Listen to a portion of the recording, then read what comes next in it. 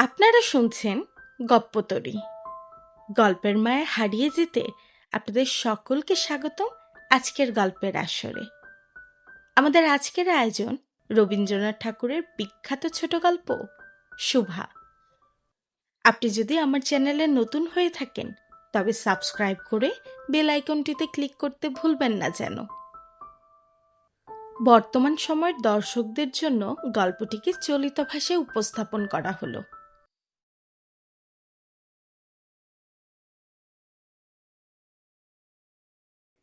মেয়েটির নাম যখন সুভাষিনী রাখা হয়েছিল তখন কে জানতো সে বোবা হবে?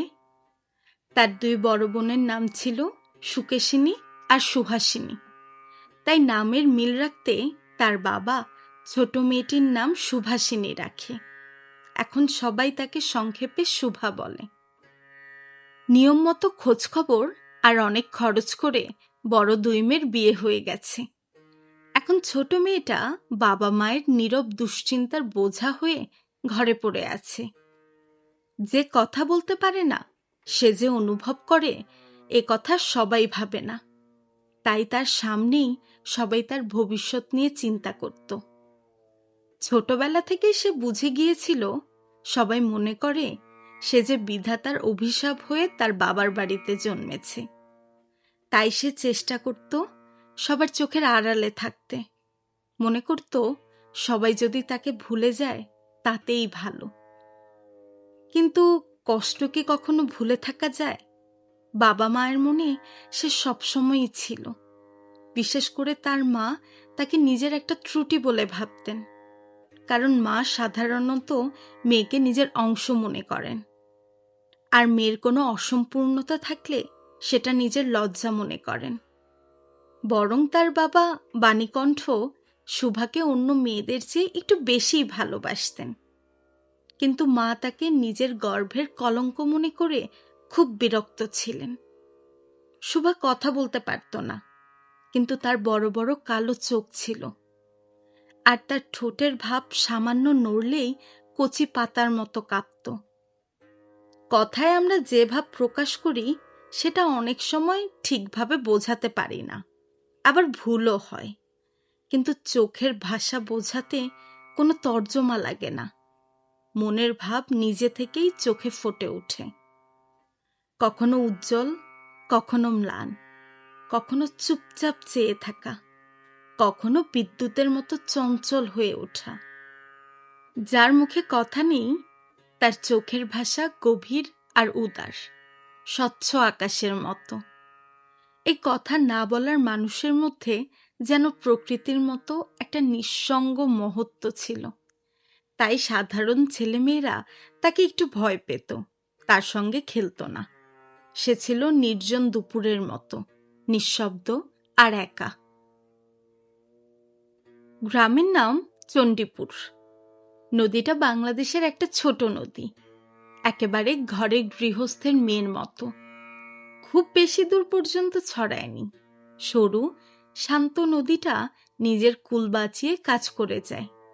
দুই পারের গ্রামের সবার সঙ্গেই তার যেন কোনো না কোনো একটা সম্পর্ক আছে। দুই ধারে লোকালয় আর গাছের ছায়ায় ঘেরা উঁচু তট। নিচ দিয়ে গ্রামের লক্ষ্মী নদীটা যেন আনন্দে ছুটে চলছে, নিজের অসংখ্য কল্যাণকর কাজে ব্যস্ত। বাণীকণ্ঠের বাড়ি একেবারে নদীর ওপরেই। তার বাঁশের বেড়া, আটচালা ঘর, গোয়াল ঘর, ঢেকি ঘর, খড়ের স্তূপ, তেঁতুলতলা, আম কাঁঠাল আর কলার বাগান। নৌকায় চলা যে কারোরই চোখে পড়ে। এই সংসারের সচ্ছলতার ভেতর বোবা মেয়েটা কারো চোখে পড়ে কিনা জানি না, কিন্তু কাজের ফাঁক পেলেই সে নদীর ধারে এসে বসে। প্রকৃতি যেন তার ভাষার অভাব পূরণ করে দেয়, যেন তার হয়ে কথা বলে। নদীর শব্দ, লোকের কোলাহল, মাঝির গান, পাখির ডাক, পাতার মর্মর, সব মিলিয়ে চারপাশের চলাফেরা আর আন্দোলনের সঙ্গে মিশে সমুদ্রের ঢেউয়ের মতো বালিকার নীরব হৃদয়ের তীরে এসে ভাঙতে থাকে। প্রকৃতির এই নানা শব্দ আর বিচিত্র গতি এগুলোই যেন বোবা শুভার ভাষা। তৃণভূমি থেকে নক্ষত্রলোক পর্যন্ত শুধু ইশারা, ভঙ্গি, গান, কান্না আর দীর্ঘ নিঃশ্বাস। আর দুপুরে যখন মাঝিরা খেতে যায়, গৃহস্থেরা ঘুমায়, পাখিরা ডাকে না, খেয়া নৌকা বন্ধ থাকে, তখন সারা জগৎ হঠাৎ থেমে ভয়ানক নিস্তব্ধ হয়ে যায়। তখন রোদে ভরা আকাশের নিচে শুধু একটা বোবা প্রকৃতি আর একটা বোবা মেয়ে মুখোমুখি চুপ করে বসে থাকে, একজন বিস্তীর্ণ রোদে আর একজন ছোট গাছের ছায়ায়। শুভার কয়েকজন অন্তরঙ্গ বন্ধু ছিল, গোয়ালের 2 গাভী, সর্বশী আর পাঙ্গুলি। সে নাম তারা কখনো শোনেনি, কিন্তু তার পায়ের শব্দ তারা চিনত। তার কথাহীন করুণ সুরের অর্থ তারা মানুষের চেয়েও সহজে বুঝত। শুভা কখন আদর করছে, কখন বকছে, কখন মিনতি করছে, সব তারা ভালোই বুঝত। শুভা গোয়ালে ঢুকে 2 হাত দিয়ে সর্বশীর গলা জড়িয়ে তার কানের কাছে গাল ঘষত, আর পাঙ্গুলি স্নিগ্ধ চোখে তাকিয়ে তার গা চাটত। দিনে নিয়ম করে 3 বার সে গোয়ালে যেত, কখনো আবার অসময়েও যেত। যেদিন বাড়িতে কঠিন কথা শুনত, সেদিন সে এই বোবা বন্ধুদের কাছে এসে বসত। তার বিষণ্ণ দৃষ্টিতে তারা যেন বুঝত তার কষ্ট, আর পাশে এসে ধীরে ধীরে শিং ঘষে তাকে সান্ত্বনা দিত। ছাগল আর বিড়াল ছানাও ছিল, কিন্তু তাদের সঙ্গে শুভার এমন ঘনিষ্ঠ বন্ধুত্ব ছিল না, তবু তারা অনুগত ছিল। বিড়াল ছানাটা দিন রাত যখন খুশি শুভার গরম কোল দখল করে ঘুমাত, আর শুভা তার গলা আর পিঠ হাতে বুলিয়ে দিলে সে আরো গভীর ঘুমে চলে যেত। উন্নত শ্রেণীর জীবদের মধ্যে শুভার একজন সঙ্গী জুটেছিল, কিন্তু তার সঙ্গে বালিকার ঠিক কী ধরনের সম্পর্ক ছিল তা বোঝা কঠিন, কারণ সে ছিল ভাষাওয়ালা মানুষ, তাই দুজনের ভাষা এক ছিল না। গোসাইদের ছোট ছেলে, তার নাম প্রতাপ। ছেলেটা একেবারে অকর্মা। সে কাজকর্ম করে সংসারের উন্নতি করবে এ আশা বাবা মা বহু চেষ্টা করেও ছেড়ে দিয়েছেন। অকর্মা লোকদের একটা সুবিধা আছে, আত্মীয়রা তাদের উপর বিরক্ত হয় ঠিকই, কিন্তু প্রায়ই তারা অন্যদের প্রিয় হয়ে ওঠে, কারণ কোনো কাজে বাধা না থাকায় তারা যেন সবার জন্য উন্মুক্ত থাকে। শহরে যেমন 1-2টো সরকারি বাগান থাকা দরকার, তেমনি গ্রামে 2-4 জন অকর্মা সরকারি লোক থাকাও দরকার। কাজ, আনন্দ, অবসর যেখানে লোকজন দরকার পড়ে, সেখানেই এদের হাতের কাছে পাওয়া যায়। প্রতাপের প্রধান শখ ছিল ছিপ ফেলে মাছ ধরা। এতে অনেক সময় সহজেই কেটে যায়। বিকেলে নদীর ধারে তাকে প্রায় এই কাজে ব্যস্ত দেখা যেত, আর এই কারণেই শুভার সঙ্গে তার প্রায় দেখা হতো। যে কাজেই হোক, একজন সঙ্গী পেলে প্রতাপ ভালো থাকত। মাছ ধরার সময় কথা না বলা সঙ্গী সবচেয়ে ভালো। এই কারণে প্রতাপ শুভার মর্যাদা বুঝত, তাই সবাই যেখানে তাকে শুভা বলতো, প্রতাপ একটু বেশি আদর করে তাকে সু বলে ডাকত। শুভা তেঁতুল তলায় বসে থাকত, আর প্রতাপ একটু দূরে মাটিতে বসে ছিপ ফেলে জলের দিকে তাকিয়ে থাকত। প্রতাপের জন্য একটার পর একটা পান সাজিয়ে দিত শুভা। আর হয়তো অনেকক্ষণ বসে ভাবত, যদি প্রতাপকে কোনো বিশেষ কাজে সাহায্য করতে পারত, কোনো কাজে লাগত সে, যেন বোঝাতে পারে এই পৃথিবীতে সেও একজন দরকারি মানুষ। কিন্তু কিছুতেই কিছু করার ছিল না। তখন সে মনে মনে বিধাতার কাছে অলৌকিক ক্ষমতা চাইত। মন্ত্র বলে হঠাৎ এমন কিছু আশ্চর্য ঘটনা ঘটাতে চাইত, যাতে প্রতাপ অবাক হয়ে বলতো, আরে আমাদের সুর এত ক্ষমতা, তা তো জানতাম না। ধরো শুভা যদি রাজকুমারী হতো, আস্তে আস্তে জল থেকে উঠে সাপের মাথার মণি ঘাটে রেখে যেত।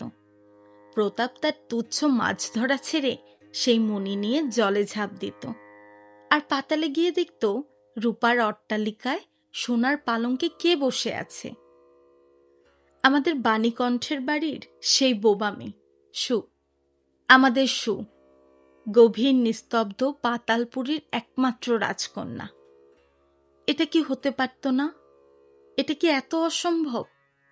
আসলে কিছুই অসম্ভব নয়, কিন্তু তবু সু পাতালের রাজবংশে না জন্মে বাণীকণ্ঠের ঘরে জন্মেছে, আর গোসাইদের ছেলে প্রতাপকে কিছুতেই অবাক করতে পারছে না। শুভার বয়স ধীরে ধীরে বাড়ছিল। ক্রমেই সে যেন নিজেকে নিজে অনুভব করতে পারছিল, যেন কোনো পূর্ণিমা রাতে সমুদ্র থেকে আসা জোয়ারের ঢেউ তার অন্তরাত্মাকে নতুন এক অদ্ভুত চেতনায় ভরে দিচ্ছিল। সে নিজেকে দেখছিল, ভাবছিল, প্রশ্ন করছিল, কিন্তু কিছুতেই কিছু বুঝতে পারছিল না। গভীর পূর্ণিমার রাতে কোনো কোনো দিন সে আস্তে করে শোবার ঘরের দরজা খুলে ভয়ে ভয়ে বাইরে তাকাত। দেখত পূর্ণিমার প্রকৃতিও শুভার মতো একা, নিঃশব্দ জগতের উপর জেগে বসে আছে, যৌবনের রহস্যে শিহরিত, বিষাদে ভরা, অসীম নিঃসঙ্গতার সীমা পর্যন্ত থমথম করছে, কিন্তু একটি কথাও বলতে পারছে না। এই নিস্তব্ধ ব্যাকুল প্রকৃতির সামনে দাঁড়িয়ে আছে এক নিস্তব্ধ ব্যাকুল মেয়ে। এদিকে মেয়ের বোঝায় বাবা মা চিন্তিত হয়ে উঠছিলেন, লোকেও নিন্দা শুরু করেছিল, এমনকি একঘরে করার গুজবও শোনা যাচ্ছিল।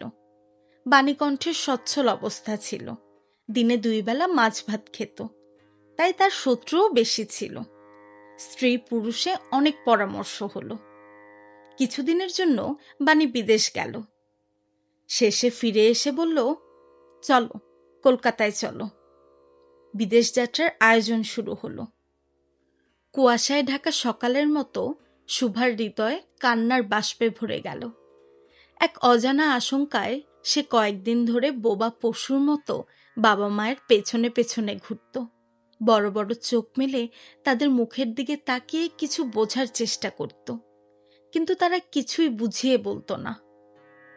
এমন সময় একদিন বিকালে প্রতাপ নদীতে ছিপ ফেলতে ফেলতে হেসে বলল, কিরে সু, তোর নাকি বর পাওয়া গেছে, তুই বিয়ে করতে যাচ্ছিস? আমাদের ভুলিস নে। বলে আবার মাছ ধরায় মন দিল। আহত হরিণী যেমন শিকারের দিকে তাকিয়ে মনে মনে বলে, আমি তোমার কি দোষ করেছিলাম? শুভাও তেমনি প্রতাপের দিকে তাকালো। সেদিন আর গাছতলায় বসেনি। বাণীকণ্ঠ ঘুম থেকে উঠে ঘরে তামাক খাচ্ছিল। শুভা তার পায়ের কাছে বসে মুখের দিকে তাকিয়ে কাঁদতে লাগল। শেষে তাকে সান্ত্বনা দিতে গিয়ে বাণীকণ্ঠের শুকনো গালে চোখের জল গড়িয়ে পড়ল। পরদিন কলকাতার যাওয়ার দিন ঠিক হলো। শুভা গোয়াল ঘরে গিয়ে তার শৈশবের বন্ধুদের কাছে বিদায় নিতে গেল। নিজ হাতে খাইয়ে দিল, গলা জড়িয়ে ধরে 2 চোখে যতটা পারে কথা ভরে তাদের মুখের দিকে তাকালো। চোখের পাতা থেকে টপ টপ করে চোখের জল পড়তে লাগলো। সেদিন ছিল শুল্ক দ্বাদশীর রাত। শুভা ঘর থেকে বেরিয়ে পরিচিত নদীর তটে ঘাসের বিছানায় লুটিয়ে পড়ল, যেন এই মুখ পৃথিবী মাতাকে 2 হাতে জড়িয়ে ধরে বলতে চায়, আমাকে যেতে দিও না মা, তুমি আমাকে ধরে রাখো। কলকাতার এক বাড়িতে শুভার মা একদিন খুব সাজালেন। চুল বেঁধে, খোপায় ফিতা দিয়ে, গয়নায় ঢেকে তার স্বাভাবিক সৌন্দর্য যতটা সম্ভব চাপা দিলেন। শুভার চোখ থেকে জল পড়ছিল। চোখ ফুলে যাবে বলে তার মা তাকে অনেক বকাঝকা করলেন, কিন্তু চোখের জল থামল না। বন্ধুদের সঙ্গে বর নিজে কোণে দেখতে এলো। মেয়ের বাবা মা ভয় আর দুশ্চিন্তায় অস্থির হয়ে উঠল, যেন দেবতা নিজে বলির পশু বাছাই করতে এসেছে। মা আড়াল থেকে অনেক ধমক দিয়ে কাঁদতে থাকা মেয়েকে পরীক্ষকের সামনে পাঠালেন। পরীক্ষক অনেকক্ষণ তাকিয়ে বললেন, মন্দ নয়। বিশেষ করে মেয়ের কান্না দেখে বুঝলেন তার হৃদয় আছে। আর মনে মনে হিসাব করলেন, যে হৃদয় আজ বাবা মা ছাড়ার ভয়ে ব্যথিত, কাল সে হৃদয়ই আমার কাজে লাগবে। মুক্তোর মতো তার চোখের জল শুধু তার দাম বাড়ালো, আর কিছু বলল না। পঞ্জিকা দেখে শুভ লগ্নে বিয়ে হয়ে গেল। বোবা মেয়েটাকে পরের হাতে তুলে দিয়ে বাবা মা দেশে ফিরে গেল। তাদের জাত আর পরকাল রক্ষা হলো। বর পশ্চিমে কাজ করত। বিয়ের অল্প দিনের মধ্যেই স্ত্রীকে পশ্চিমে নিয়ে গেল। 1 সপ্তাহের মধ্যেই সবাই বুঝল নতুন বউ বোবা। এতে তার কোনো দোষ ছিল না, সে কাউকে প্রতারণা করেনি। তার 2 চোখেই সব কথা বলা ছিল, কিন্তু কেউ বুঝতে পারেনি। সে চারদিকে তাকায়, ভাষা পায় না। যারা বোবার ভাষা বুঝত, সেই চেনা মুখগুলো আর দেখতে পায় না। তার চির নীরব হৃদয়ের মধ্যে এক অসীম না বলা কান্না বাজতে লাগলো। অন্তর্যামী ছাড়া আর কেউ তা শুনতে পেল না। তারপর তার স্বামী চৌকার কান দিয়ে পরীক্ষা করে এক ভাষা বিশিষ্ট মেয়ে বিয়ে করে আনলো।